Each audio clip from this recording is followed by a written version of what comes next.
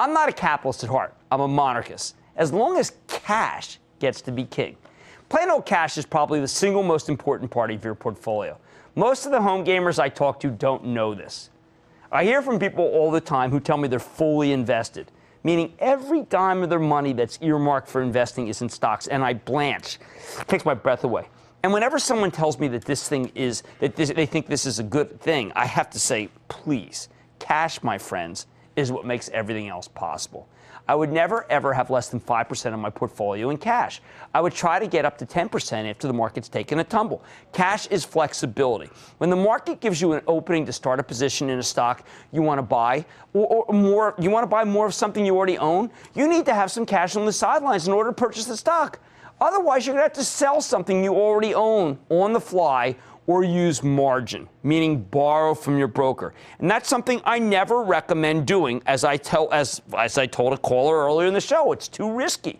Speaking of margin, a big rally gives you the best opportunity to get off margin and start investing like a sane man rather than someone who has a financial death wish, which is the heavily margined player. What's this got to do with responding to a rally? While we'd all like to be heavily invested with little cash before the rally, trying to call one in advance is difficult.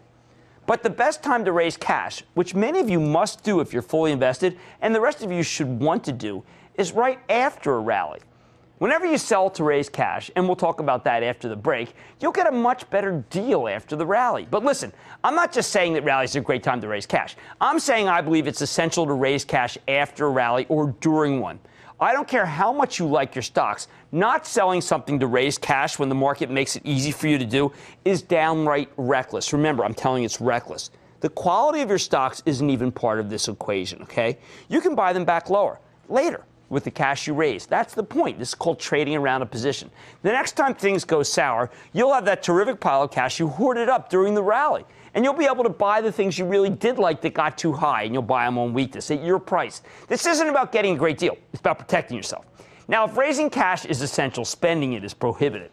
After a big one-day rally, you're going to be tempted to buy stocks the next day. That is not our style, Mad Money. Big up days make us bullish when your last experience in the market was having all or almost all of your stocks produce huge gains. You're going to feel like buying. I'm asking you to check that emotion. Don't do that. Don't chase.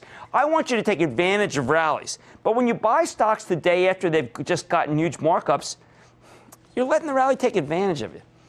I know this sounds like common sense, something any clown, say nothing a Kramer fave bozo, could figure out. But I don't waste your time on this show. Of course you know it's silly to buy the day after a rally.